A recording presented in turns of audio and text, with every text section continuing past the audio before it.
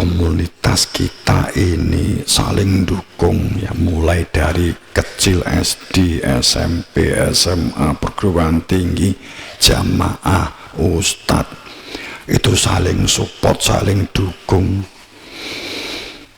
Ada yang melakukan belajar disupport, temanmu belajar, kamu melihat tempat duduknya nggak nyaman, kamu tahu ada kursi yang enak, kamu ambilkan. Ini loh kursi enak, kalau kamu belajar nggak cepat kesel. Kamu mensupport. Situasi itu jika terbangun, atmosfer belajar, atmosfer kreatif, atmosfer inovatif akan terbangun dalam komunitas itu. Itulah jannah, itulah surga. Saat semua penduduk di dalam satu komunitas itu terjadi saling mensupport, saling mendukung. Saat ada temannya sukses, bersyukur, ikut bersyukur. Tidak malah Allah aku yo iso ngono kuwi, enggak. Angel lho ngono kuwi. Biasanya orang itu melihat orang lain pada saat dia kesulitan ekonomi umpamanya, ya syukur saiki wis meningkat ekonomi nih, ya syukurlah. Tapi pada saat mulai melampaui itu biasanya mulai pegel. Mbiyen aku sing nyupport, mbiyen aku sing dukung, kok saiki kok nyalip aku, ya kurang ajar. Yang gitu, nyalip tenan.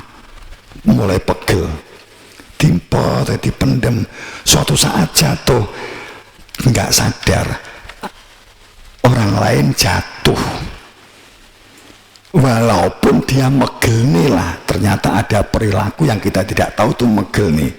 Tapi yang lebih megel nih bagi Tuhan itu adalah sikap Anda dengan mengatakan alhamdulillah. Dek nih saiki kok ceblok, syukur bangkrut, alhamdulillah wa syukurilah wa nikmatilah.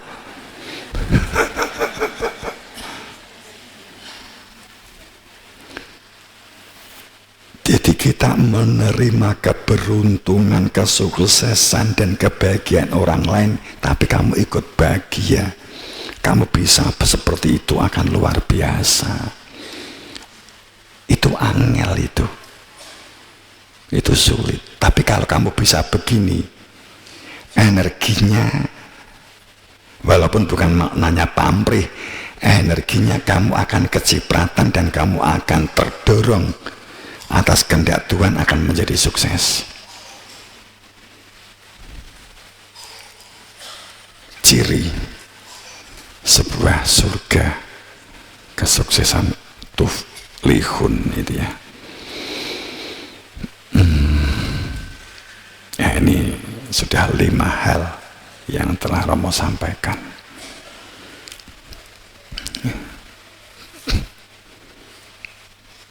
Kemudian teman-teman,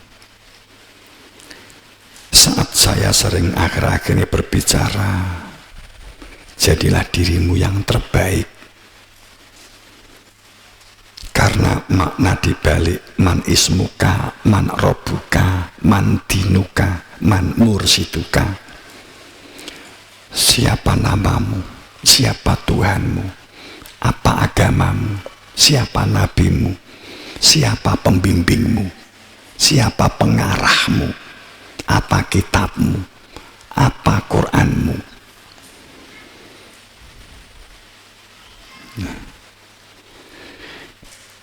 Itu suatu sistem manajemen yang sesungguhnya jika diuraikan dalam sebuah diri, apalagi jika diimplementasikan ke organisasi, itu sistem yang luar biasa. Kamu menjadi dirimu yang terbaik. Man ismuka, siapa kamu, siapa namamu. Man ismuka, sopo kowe. Karena yang bertanya itu adalah malaikat. Tentu Jawabannya bukan nama KTP. Tentu jawabannya bukan masalah fisik lahir jasadiah. Karena maknanya malaikat berarti itu adalah kesadaran, berarti itu adalah masalah ruhiyah. Berarti siapa dirimu? Itu adalah tentang ruh yang menggerakkan jiwa. Ruh yang menggerakkan jiwa. Kalau saya berbicara ruh, itu daya kuat. Kalau yang disebut dengan jiwa, itu yang kamu gunakan untuk interaksi, untuk berpikir, itu kan ada jiwanya.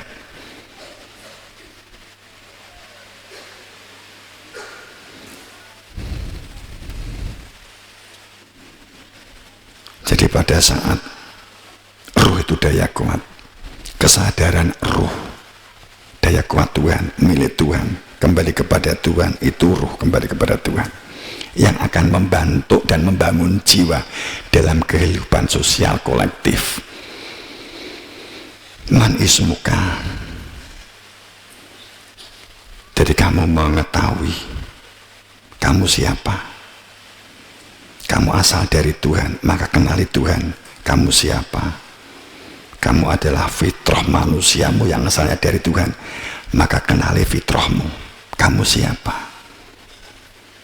Kamu adalah hamba yang ingin berproses kembali kepada Tuhan. Kamu itu siapa? Kamu adalah yang ditugasi Tuhan untuk memancarkan kemanfaatan dan kefaedahan hidup di dunia ini. Kamu itu siapa? Kamu adalah orang yang supaya dapat memancarkan kebenaran. Kamu itu siapa? Kamu itu manusia yang oleh Allah supaya menjadi manusia yang memahasucikan Tuhanmu, menjadi manusia yang diridhoi oleh Tuhanmu sehingga dapat kembali kepada Tuhanmu. Man ismuka. Kan itu menjadi versi diri yang terbaik. Kalau kita mengetahui jati diri kita, maka kamu akan cinta kepada dirimu secara ruh. Kalau kamu cinta kepada dirimu secara ruh, maka saat ada orang lain yang sukses, kamu akan support karena itu bagian dari diri kamu, bukan bagian yang terpisah. Ruh asalnya sama, nek jasad asalnya beda, kan begitu. Tapi podo-podo kok lemah, sama-sama dari tanah, tumbuhnya juga hasil dari tanah, sama.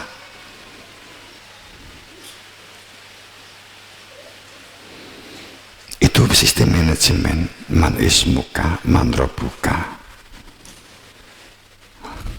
Malaikat mungkar nangkir, malaikat yang tahu detail pikiranmu, hidupmu, baik burukmu, kan gitu.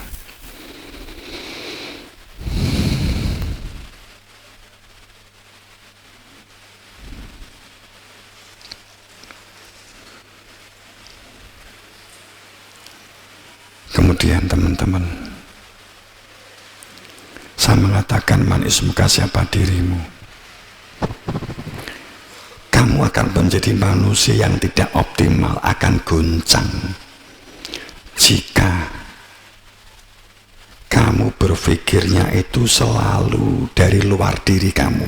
Begini loh maksudnya, jika saat kamu mengambil keputusan dan mengambil sikap, pijakannya adalah dari suara-suara yang dari luar diri, suarane tonggo, suarane dulur kono-kono, kan gitu. Itu diperlukan, tapi fungsinya itu diperlukan, tapi itu fungsinya hanya sebagai statistik, hanya sebagai referensi, bukan untuk mengambil keputusan. Keputusan diri kamu, akalmu, hatimu. Kamu tahu tentang kebahagiaan. sehingga kamu tidak membutuhkan pengakuan dan validasi, sebab pengakuan itu sifatnya hanya lahiriah, hanya sinawang saja tanpa bahagia. Tapi sesungguhnya kebahagiaan itu adalah diri kamu sendiri saat kenal Tuhanmu, sehingga menjadikan kamu kenal kepada dirimu sendiri. Teman-teman,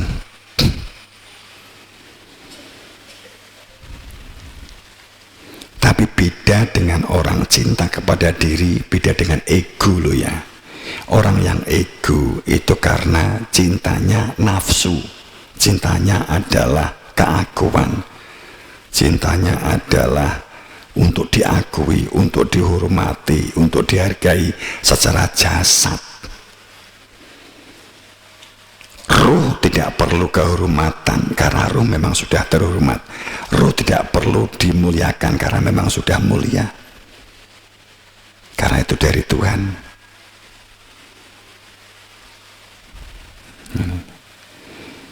Yang nafsu yang sering minta untuk dimuliakan, diagungkan, dihormati, itu kan nafsu. Yang menjadikan orang nggak tulus, nggak jujur, itu kan nafsu, itu kan ego. Teman-teman,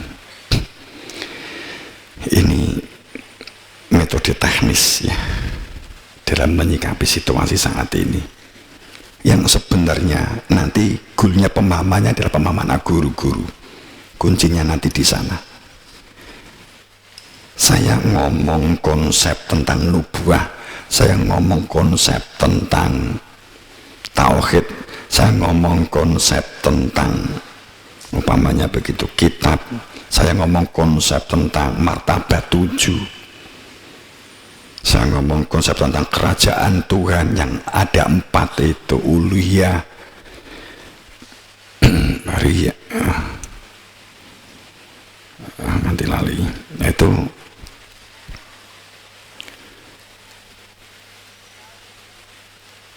tapi kesadaran guru-guru nggak ada, maka otak kamu menangkap hanya sebagai tekstual. Kalau sejak awal tadi ya, orangnya pinter, kaya, jabatannya tinggi, dikira ini kebahagiaan, ternyata tetap tidak mencapai kebahagiaan. Ujungnya apa teman-teman? Perang Iran, Israel, Rusia, Amerika. Itu adalah wong pinter-pinter yang memutuskan perang kuwi, wong pinter kabeh. Tapi itu karena salah alamat perihal bahwa ketentraman dan kebahagiaan itu dikira tempatnya adalah jasad, tempatnya di pakaian. Kehormatan itu tempatnya di sebuah tanah perdikan. Dampaknya adalah perang, gontok-gontokan, pengakuan, kekuasaan, kepentingan, dirinya yang hebat, adik kuasa. Itu adalah dampak dari ya'lamunadohir minal hayati dunia. Orang yang hanya mengetahui yang lahir dari kehidupan dunia, mengenai yang batin, lalai. Rum 6, 7, 8, 9.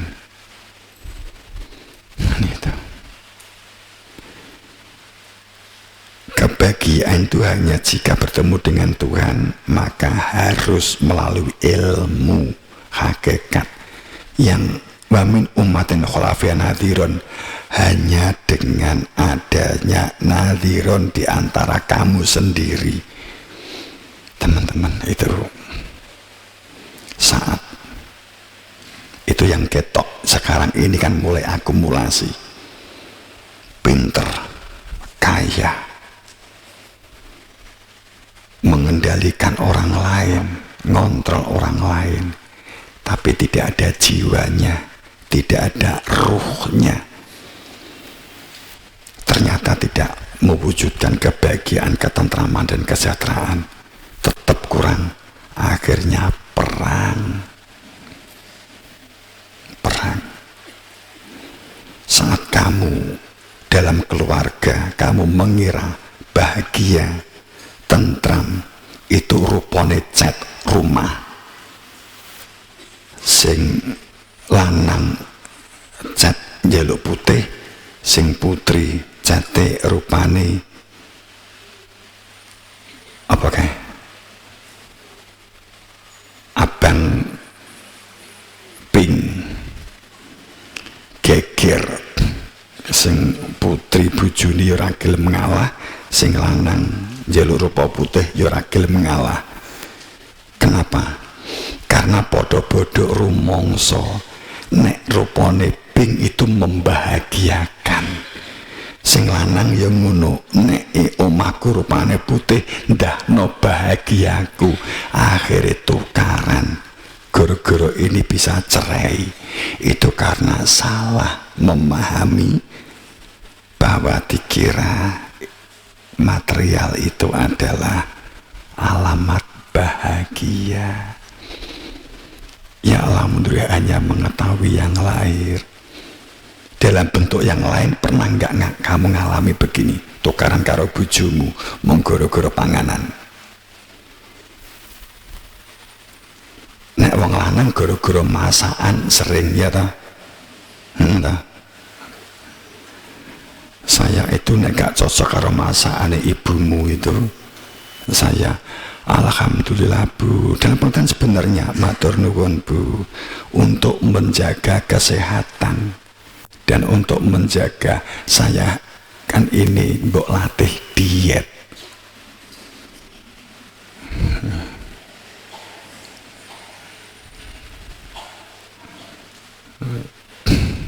Pamannya kan ini ya relak-relak aja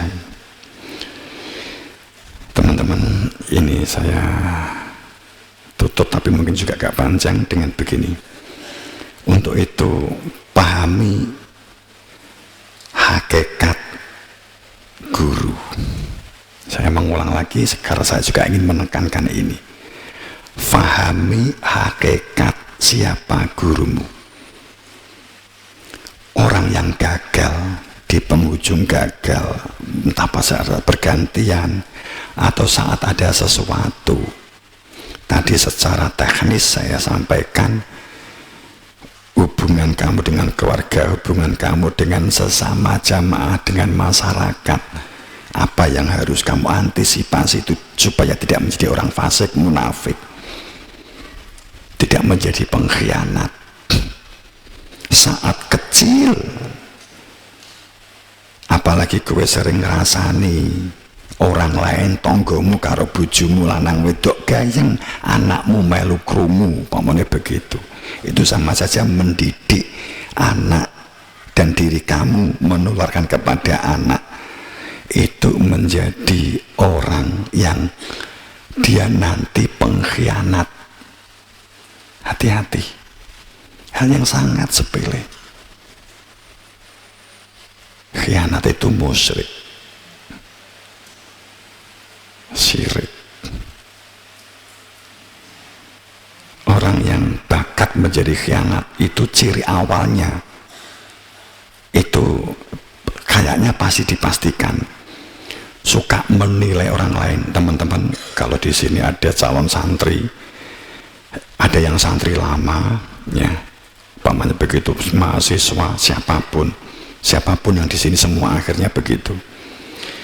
Jangan mudah menjadi orang kepo yang menilai orang lain dari jeleknya.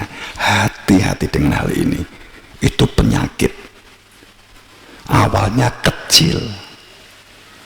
Hanya satu orang yang kita rasani, yang kita rumpiin. Tapi itu nyandu. Kok gayeng ya? Kan gitu. Pada titik tertentu kamu itu montoran berkilo-kilo hanya untuk mencari teman ngerumpi, mergo cocoknya adalah rasan-rasan kowe. Wah, nek wis sudah begitu dolan hanya mencari teman ngerumpi, hati-hati. Itu cikalnya orang yang mudah berkhianat, karena itu perilaku fasik. Ini yang hati-hati. Sekarang kamu ngerasani tanggamu, lama-lama ngerasani dulurmu, lama-lama kamu ngerasani gurumu. Jadi khianat, nggak cocok. Mergo akan ada persamaan. Podoka kok koyok podo karo tonggoku kaya. Hati-hati. Wis, nek gak percaya silahkan survei. Tahun 2012 sing ucul telosien lah, hampir semuanya rata-rata itu adalah sing di belakang layar itu sering ngerasani. Ditenono saat yang lain mujadah sholat, dia nindiwi gayane ya kayak bebarengan tapi ngopi supaya nggak ikut sholat kan gitu. Hati-hati.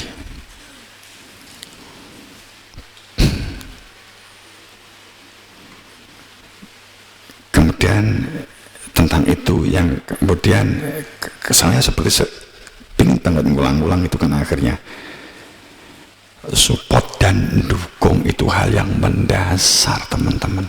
Jangan khawatir saat orang lain tuh melebihi kamu, tapi jika kamu telah membentuk karaktermu, kamu itu adalah ikut bahagia, ikut senang dan bahagia saat orang lain sukses.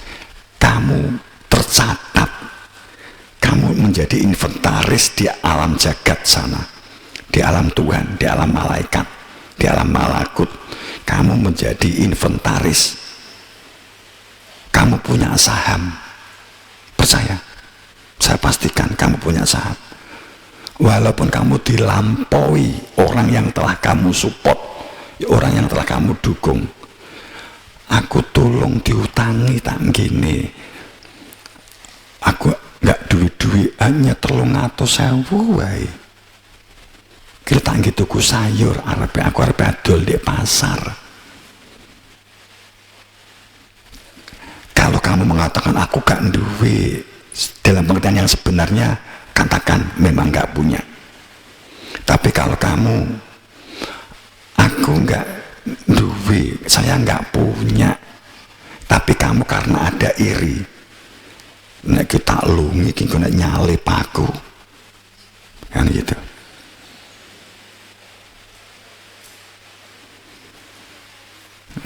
Jadi yang bagus apa? Oke, berbutuhmu 300. Itu alasannya jelas. Umpama kita anggap aja dapat dipercaya, akhirnya dia tuku sayur didol di pasar. Aku gak duit-duit, tapi aku duwe konco. Ayo tak pedhokne koncoku nek menawa engko iso bantu kowe. Umpama begitu. Tapi jangan kamu yang berangkat. Gue golek koncomu ya. Aku duwe konco arepe dagang ini. Aku disini duit tak silini koncoku. Jangan terbiasa menjadi orang seperti itu sok pahlawan.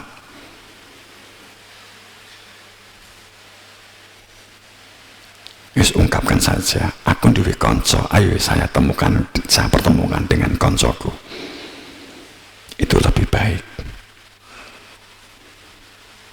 Pamannya kan begitu, nggak besar. Kalau besar ya kamu juga harus mikir. Kan itu pamannya, seandainya itu nggak besar. Itu contoh. Ini hal krusial yang sering menjegal seseorang tentang nggak bisa support, nggak bisa merasakan kebahagiaan orang lain yang bahagia karena iri dan dengki. Itu bahaya banget Bapak Ibu. Biarlah yang sana-sana masih budayanya seperti itu, kamu jangan ikut-ikut. kamu harus berani mengatakan tidak. Jangan hanya sekedar ngerukuni, diajak ngerasani, kemudian kamu hanya sekedar beralasan mergo ngerukuni. Itu enggak tepat. Dosa tidak ada. Tuhan tidak melihat karena ya Tuhan, aku kemarin kan hanya ngerukuni saja. Tuhan enggak ada maklum itu gitu lah. Gitu ya. Oke. Sekarang saya ingin berbicara tentang fahami, tentang kewasitoan, tentang guru-guru. Ini juga sama. Jika ini tidak kamu fahami, juga mudah goyah. Kegiatan usaha, jejaring atau koneksi, kekayaan, ekonomi, jabatan, ini bisa jadi ada unsur keberuntungan, bisa jadi ini ada unsur kalau kamu anak bupati jelas lebih beruntung daripada anak gelandangan ya. Tapi kamu harus sadar tentang kemampuan memecahkan masalah yang bukan masalah modal. Kalau kamu nggak punya modal usaha, kamu mencari modal di bank, ini bukan mana menyelesaikan masalah diri, bukan. Itu adalah bisa jadi menambah masalah, bisa jadi. Karena belum terwujud, belum tampak sebagai masalah, tapi semoga tidak menjadi masalah, kan gitu ya. Yang saya maksud memecahkan masalah itu batin, mengambil sikap, mengambil keputusan. Bagaimana saya menyikapi usaha saya ini, bagaimana saya menyikapi saat anak buah saya seperti ini, perilakunya seperti ini, negatif seperti ini. Bagaimana saya sekarang ini mendapatkan ujian seperti ini? Bagaimana saya menyikapi? Apakah saya fluktuatif, meledak-ledak, marah, emosi? Atau bagaimana saya cara menahan emosi? Bagaimana solusinya? Konsepnya apa? Supaya menjadi bijak di dalam diri saya. Apa? Kemampuan menyinkronkan antara otak, kemampuan menyinkronkan dengan tangan, dengan kaki, dengan kegiatan, dengan ekonomi, dengan sawah, disinkronkan dengan modal. Kemudian bagaimana posisi batin, apakah saya ini untuk mencari kehormatan, dendam supaya orang lain menilai bahwa saya itu sukses, hanya semata-mata itu, atau ini bisa menjadi ibadah saya? Itu adalah spiritual, itu adalah kecerdasan spiritual, itu adalah kesadaran. Itu tidak ada kaitannya dengan material, teman-teman. Saya ulang, kalau masalah ekonomi, masalah usaha, masalah kepinteran, itu ada unsur beruntung. Bisa jadi kowe gak iso matematika, les matematika, kamu bisa matematika karena wong tuamu iso nyekolahke kowe les tambahan. Tapi bagi yang tidak punya dana untuk les, dia nggak bisa matematika upama begitu.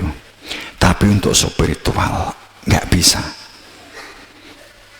Anak kiai atau anak jambret sama.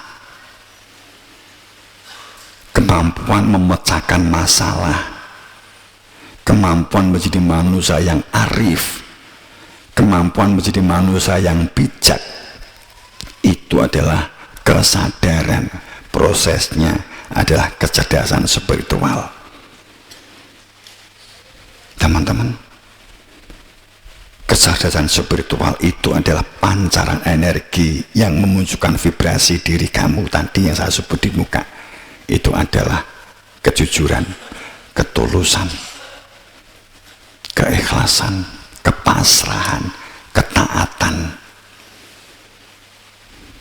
Sam'a, pendengar penyimak yang baik, mendengar dan ditafakuri, absor, melihat dan ditafakuri. Itu peradaban ini ke depan yang akan dibangun. Itu yang akan memunculkan teknologi modern hebat pada saat sistem-sistem tadi itu telah dibangun. Sebab jika sistem sains dan teknologi dibangun, tidak ada kesadaran, tidak ada mental, tidak ada jiwanya, tidak ada mengenali dirinya, tidak mengenali ruhnya, tidak mengenali Tuhannya, hancur. Belum cukupkah ayat-ayat yang sekarang dipampangkan di hadapan kita? Gitu ya. Oke. Sekarang saya kembali. Panjang nggak apa-apa. Pahami hakikat siapa gurumu itu. Pahami hakikatnya.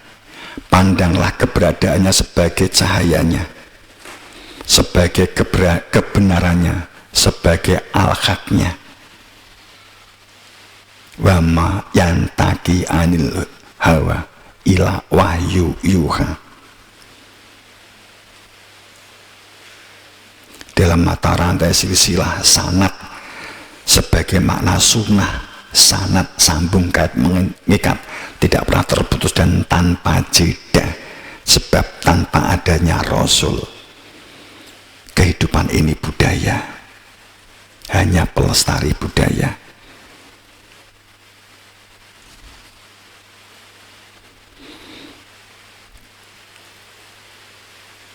Kita menyebutnya sebagai wasitoh, kewasitohan, pemahaman guru-guru. Pak Karnonya yang nikah, Pak Hartonya yang punya anak dan akhirnya meninggal. Bu Meganya, tapi presidennya tidak anak, tidak buju, tidak saudara. Jika presidennya mengangkat didasarkan atas darah, maka disebut KKN.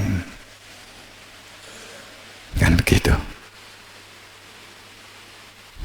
Bukan karena potensinya, bukan karena kemampuannya.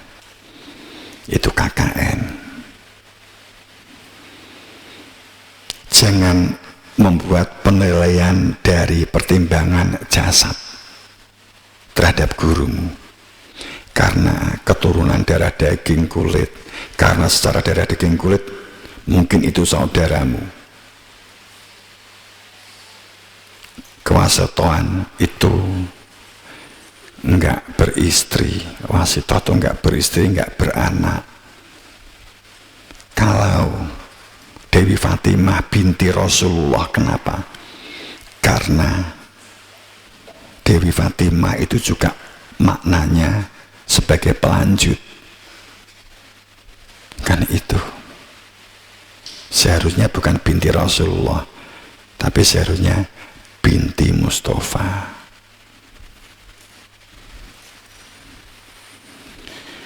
Tugas gurumu sebagai terang cahayanya, pembawa cahayanya, menyadarkan hamba-hamba yang tertidur, menyalakan hamba-hamba yang cahayanya meredup, untuk terang kembali, membangun kesadaran ruhiyah, kesadaran fitrah, kesadaran hati nurani yang ada keberadaan dia zat Tuhan al-ghaib yang Allah asmanya, ditanamkan, nazala diturunkan, anzalnahu diturunkannya dia di dalam dada, sehingga balwa ayat dia menjadi nyata sebagai ayat yang di dalam dada. Utul ilma, itulah intinya ilmu. Dengan orang yang berada di dalam ilmu itu, maka semua wawasan, ilmu pengetahuan akan menginduk, menyatu dalam kesadaran ilmu intinya ilmu. Saat mengenali Tuhan dan mengenali jati diri telah diilmu diilmukan sehingga wawasan semuanya menjadi semesta. Gamblang dan jelas adanya ilmu.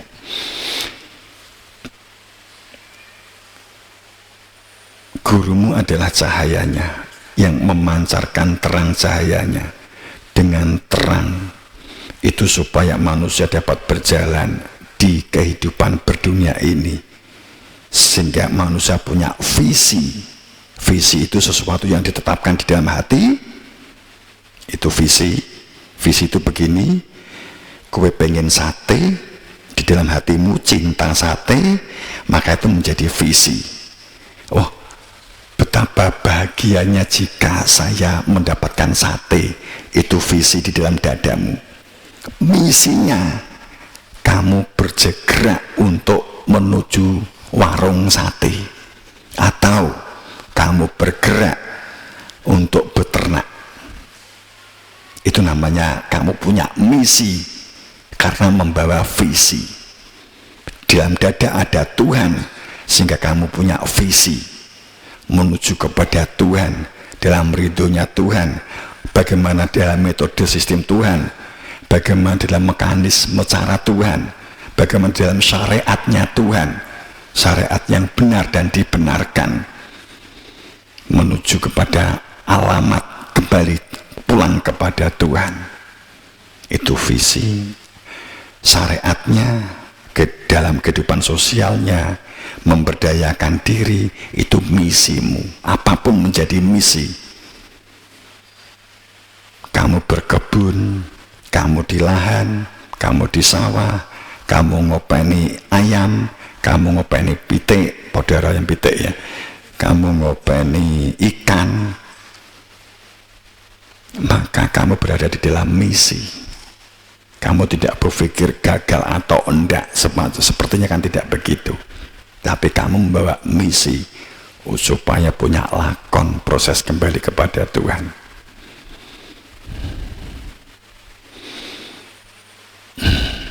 Maka jangan anggap sepele perihal keberadaan la biwusulin ila biwasitotin. Itu sangat konkret, sangat konkret. Man laisa sehfa syaiton sayhu. Jangan anggap enteng kalimat ini. Watabi sabila man anaba ilaya wabtahu ilahi alwasilata. Jangan anggap enteng kalimat ini. Man anaba, carilah hingga ketemu. Setelah ketemu ikuti. Hanya orang yang tahu persis memegang kebenaran, berada di dalam kebenaran, hujah kebenarannya jelas. NSK kok KPU itu jelas begitu loh ya. Umpamanya kan begitu. Jelas. Anaba ilaya, ikuti, carilah hingga ketemu, setelah itu ikuti. Anaba, orang yang pernah menyatakan kembali, tahu persis tentang akhirat, tahu persis tentang Tuhan, tahu persis tentang surga dan neraka, bukan katanya, kekatanya, bukan dari buku. Kalau orang itu ditanya, jenengan tahu surga Pak? Ya katanya buku sih, buku ini, itu berarti kan nggak tahu. Masa masih diikuti? Tapi kalau untuk wawasan, monggo.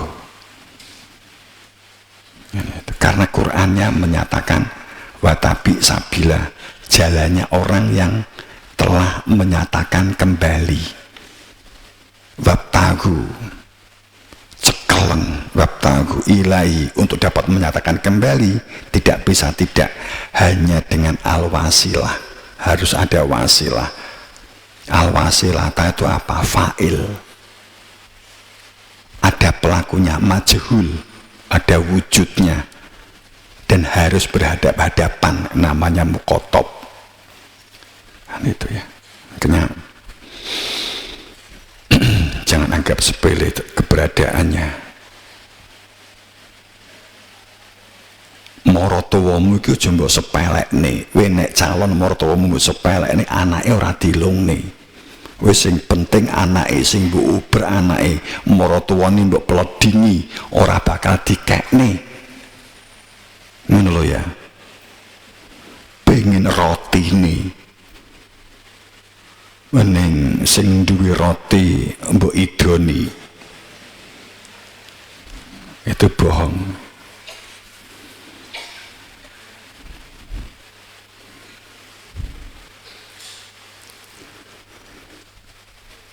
Dan perihal keberadaan ilmu yang membuka hakikat, ilmu yang membuka jati dirimu, ilmu yang menunjukkan keberadaan Tuhanmu, itu adalah sesuatu yang lakot manallah. Itu sesuatu anugerah yang tak terhingga, terbesar. Sebab apa? Min qabl lafidul mubin. Tanpa dengan ilmu itu yang menjadikan kita kenal kepada Tuhan, yang menjadikan kita kenal kepada diri kita sendiri, min qabl, sebelum ditunjukkan itu, maka dipastikan kita berada di dalam manusia dolim dan sesat. Kan ayatnya kan begitu.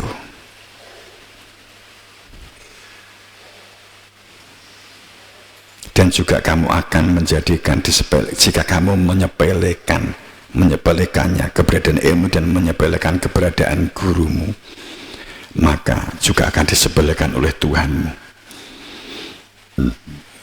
Biasanya wujudnya semesta juga mengabaikan hidupmu mudah goncang, hatimu goncang, akalmu goncang, dan kecondongannya dunia untuk dunia, nafsu untuk nafsu.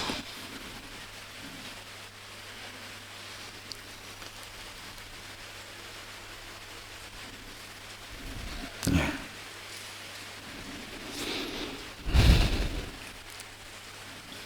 Tanda kiamat itu salah satunya hadis Nabi di Muslim ya 300 berapa ya saya lupa, itu ada kalimat nek Palestina menang berarti tanda kiamat. Bapaknya kan Masjidil Aqsa ini kan karena mohon maaf ini kan ada salah pemahaman. Masjidil Aqsa itu nggunen utekmu nganti patuh dan tunduk untuk menyuburkan dadamu. Masjid itu tempat sujud, Aqsa itu mentok. Jadi Masjid Aqsa itu titik terjauh utekmu.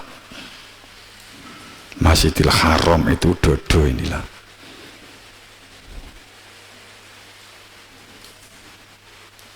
Nek sing di saiki tinggi perang, mosok para nabi meninggalkan situs supaya saling mempertahankan dan saling perang, memberhalakan batu kan itu namanya. Itulah sekilas. Dan inilah sangat titiwansi manusia-manusia yang lalim, yang dolim, yang batil, yang abai pada kebenaran akan menerima akibatnya. Wakilal yauma tansakum. Ini sangat jelas. Jadi akan ada satu keadaan bahwa kamu akan diabaikan oleh Tuhan karena kamu telah melupakan Tuhanmu, bahwa Tuhanmu itu tempat kembali yang harus kamu kenali sejak kamu masih di dunia ini.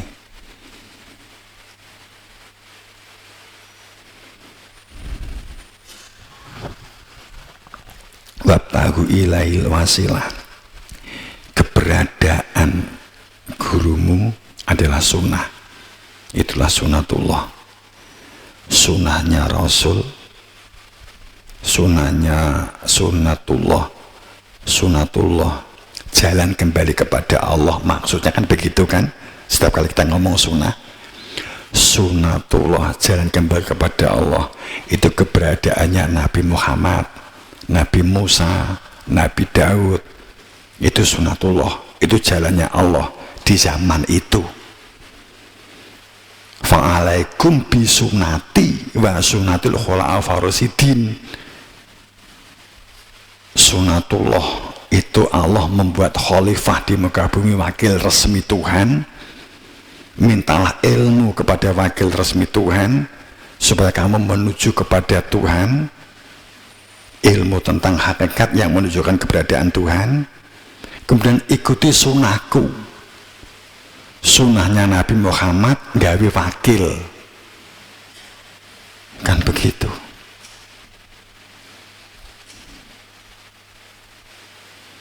Jika kamu menyepelekan sunnah, maka dampaknya kamu akan diabaikan oleh Tuhanmu. Hidup akan terasa tidak pernah tentram, cobaan demi cobaan akan terus silih berganti tiada henti. Cekcok, saling perang, tertekan, dijajah. Maka saat kamu dimaukan nyuwun ilmu, itulah pahami, itu kesadaran anugerah yang luar biasa. Laqad manallah alal mu'min, itu anugerah bagi orang untuk menjadi mukmin yang luar biasa. Laqad manal, kalimat mana itu anugerahnya seseorang yang luar biasa. Mim nun, kalau nggak ada tasdid manusia, kalau ada tasdid mana, itu berarti adalah anugerah yang diterima seseorang langsung bertatap muka alal mukmin, menjadi mukmin. Dan orang mukmin itsba'atha fihim, saat bertatap muka dengan Rasul yang ada di antara mereka sendiri secara langsung, min anfusihim, yang menjadi bagian dari hidupnya. Karena bertatap muka itu ya tulung alim ayatih wa yuzakihim wa yu'allimul kitab, maka akan dibuka hikmah, dibacakan ayat-ayat yang jelas dan gamblang terang yang memproses kembali kepada Tuhan.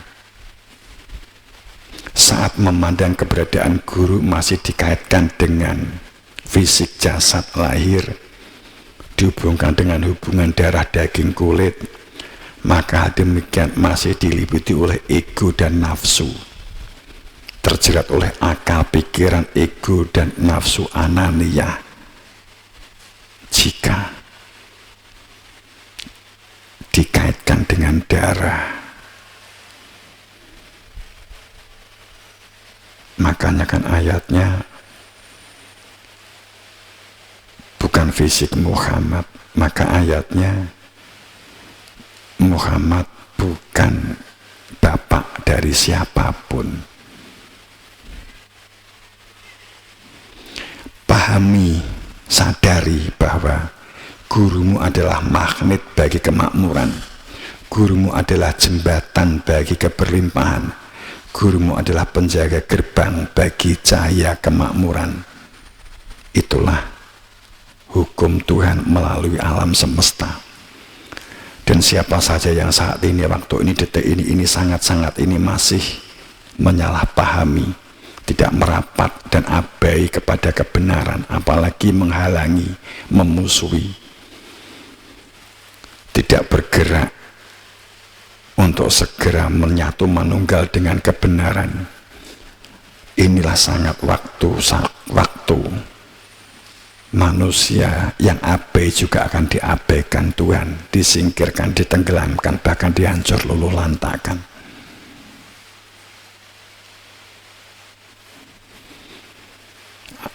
Apa gunanya menjadi manusia yang lupa dengan Tuhannya?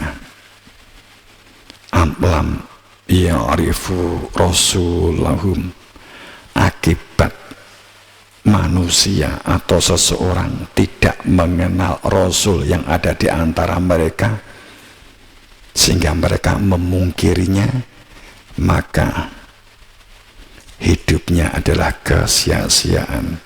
Al-Mu'minun 69. Apakah mereka tidak mengenali Rasul mereka yang ada di antara mereka sendiri? Karena itu mereka memungkiri, karena itu hidupnya penuh dengan permasalahan, dan tidak pernah menyentuh kebahagiaan, tidak mengerti mana kesejatian Rasul, dikira jabatan, dikira legenda, dikira masa lalu. Padahal keberadaan Rasul itu otomatis melekat dengan keberadaan risalahnya.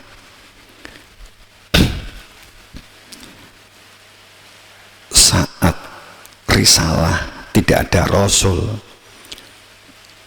mustahil fungsi aku bersaksi, mustahil fungsi aku berhakikat, mustahil fungsi aku terbimbing dan terarah oleh Tuhan itu terwujud. Padahal itu syarat, 3 syarat mutlak seseorang disebut warithul ambia. Ulama adalah pewaris Nabi. 1, bersaksi. 2, tahu hakikat yang pasti. Ketiga, tahu tujuan hidup dan terbimbing menuju kepada tujuan yang pasti. Kepastian tujuan itu tidak dari amaniyikum, tidak dari angan-angan kamu, juga tidak dari amani Alkitab, tidak dari angan-angan hasil bacaan.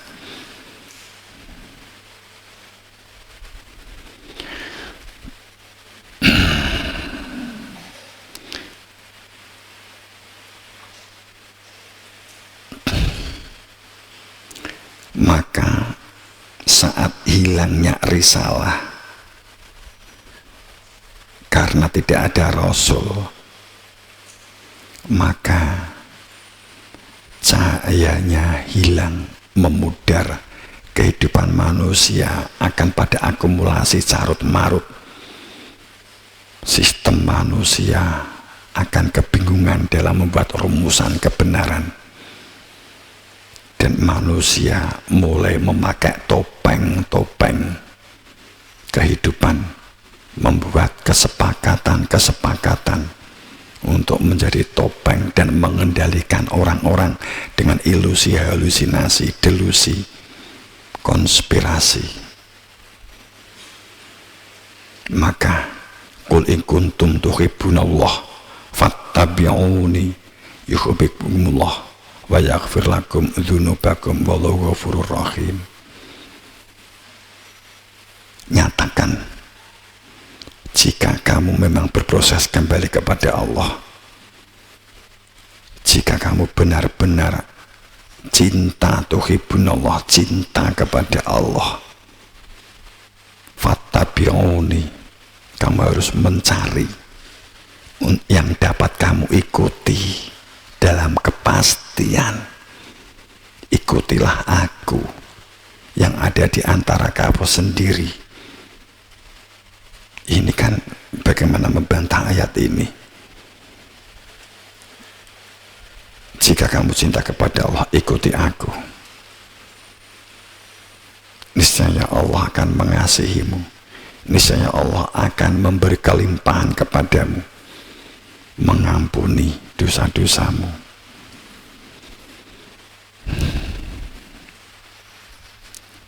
Segera begitu, semoga dalam ridhonya, dalam maghfirahnya, dalam ampunannya, dan teman-teman, situasi kondisi saat ini, bahwa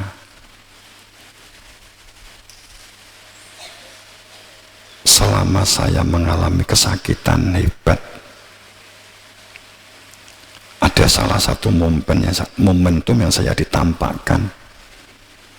Memang kita akan menghadapi sesuatu, tapi saya nggak akan ceritakan, nanti kamu hanya takut di situ. Tapi saya hanya ingin mensupport, mendorong untuk memiliki sebuah mindset teman-teman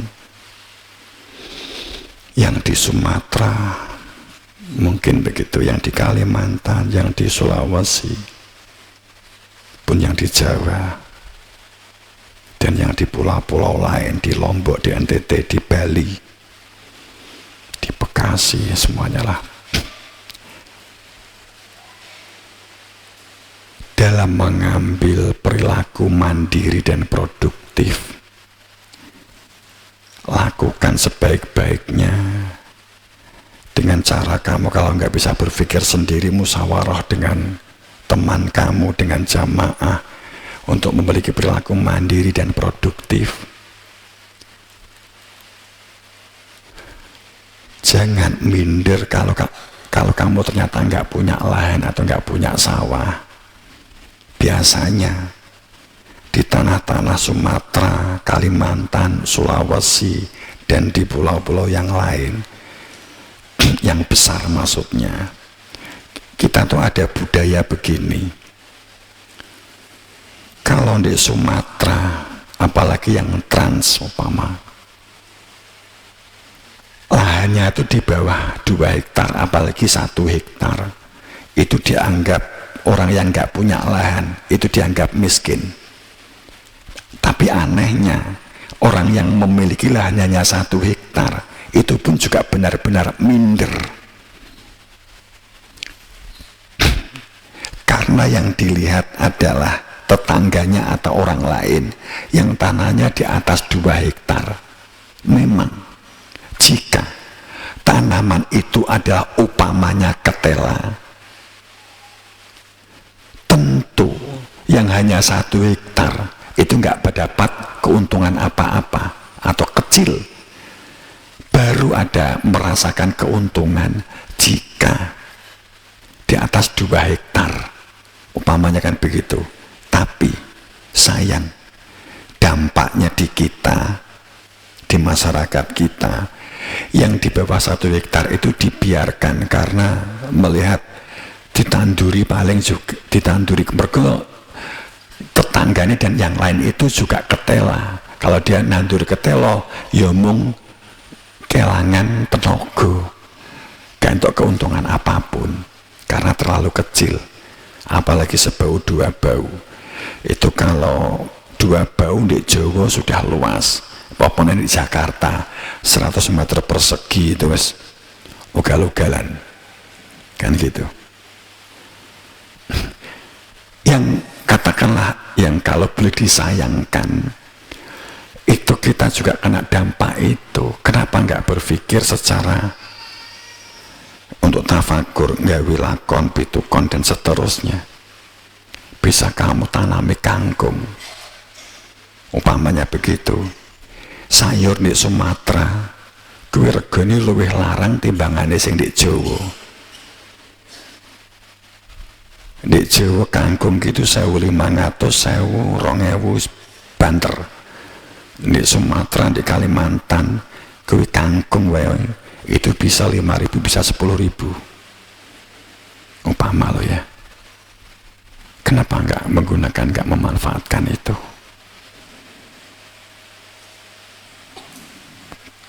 Kemudian mungkin bisa kamu ayam, bisa kamu telurkan ayamnya 1 hektar, mbok kei ayam, wis ngeluwih dari sing nandur telo 10 hektar.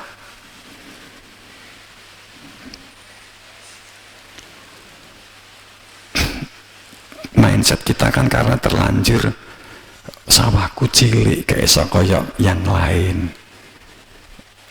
Coba mindset itu dibongkar, karena untuk lakon nggak usah.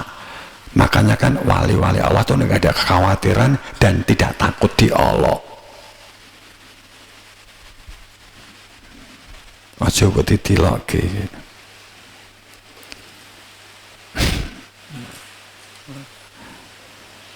Bisa ayam, bisa sayur, bisa. Sebagai contoh begini, kalau kamu tahu ada penjual sate dan kamu tahu bakul sate yang di andingmu itu ternyata kalau dia beli kambing di pasar itu gradual, artinya dia tutup di pasar golek wedus di sing cocok keliling. Kenapa kamu nggak siapkan? Setelah saya tanya, jawabannya apa? bakul sate ini kan namung setunggal Romo. Pripun nek ternak? Kamu kan nggak mikir kan? Sitok itu pirang dino, sehari satu Romo cumanan habisnya. Saiki hitungan. Nek sedino sitok 30 dino berarti piro? Lah ya 30. Berarti kowe kan kudu duwe stok wedhus minimal jika untuk memenuhi 1 bulan kan 30 wedhus toh. Terus betina didol sitok nih sate kan lumayan toh, wis gak lumayan lah gitu loh. Dan itu kamu nggak harus sendirian, kamu bisa plasma dengan teman-temanmu, dengan sesama jamaah. Ayo urunan bareng yo, aku 5 wedhus, we 5 wedhus, we 5 wedhus, wis 5 30 bagi 5 piro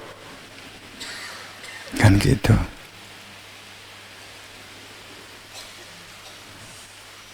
Nah itu kan umurnya wedhus piro toh.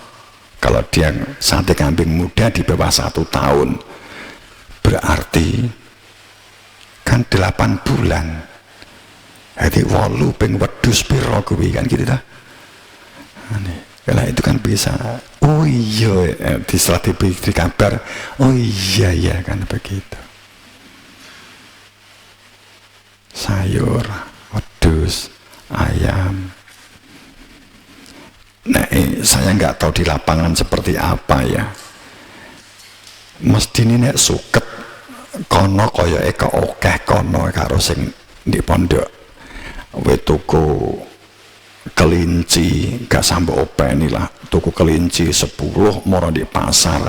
Kelinci ki 3.000. Wis bar kuwi mbok culne ndi nggone sawit, mbok nggone kiwa tengene telo lah ya. Wis tepak ta? Wis tepak kuwi. Tanahmu ya subur. Sukete dipangane karo 3.000, gawe-gawene kandang 30 karo 1 meter tinggi ngiyup. Kuwi ben nguyup-nguyup diri kan gitu. Oke kan upama di sawit di 3.000.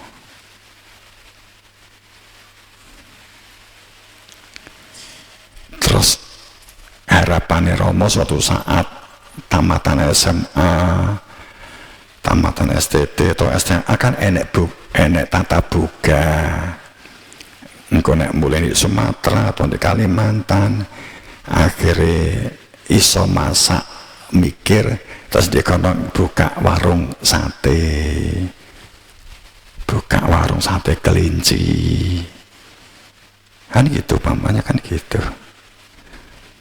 Coba teman-teman, kondisi ke depan kita membutuhkan kesiapan kemandirian pangan yang lebih bisa kita siapkan melalui skill dan caranya juga memutar komoditi itu, memutarkan siklus komoditinya kan gitu. Hilangkan rasa malu, gengsi, minder mergo tanahe mung 2 bau. Gitu. Enek sing matur di Roma tuh gini, tanah gelan kula niku mboten wiyang Rama, itu aja becek. So, aku mikir Sumatera kok becek, biasanya kan garing, ini sering becek. Nek saya mikirku langsung ini, lawi duncali bini kangkungnya beres ya kan. Diumbar wae kok tukul-tukul dhewe gareng ramban. Udah itu sebagai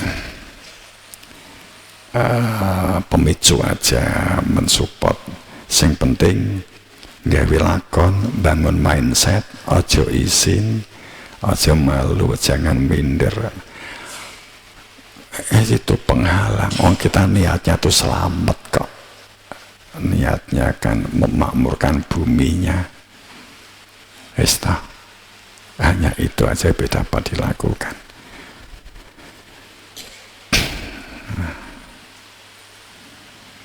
Nanti saya buka cara nggawe manuto, saya buka di Sumatera bahannya sak mbrek. Sistem manuto dalam teknologi Lemurian dan sistem Atlantis itu sangat simpel. Nanti kita buka ya. Di kono enek suket ada tak? Di sana ada bunga bu kembang opo wae ada tak? Di sana ada daun ada tak? Wis kuwi daun opo, batang opo, akar apa, dan bunga apa yang dapat digunakan untuk sebuah teknologi. Itu rahasia elit global yang ternyata itu teknologi di masa lalu.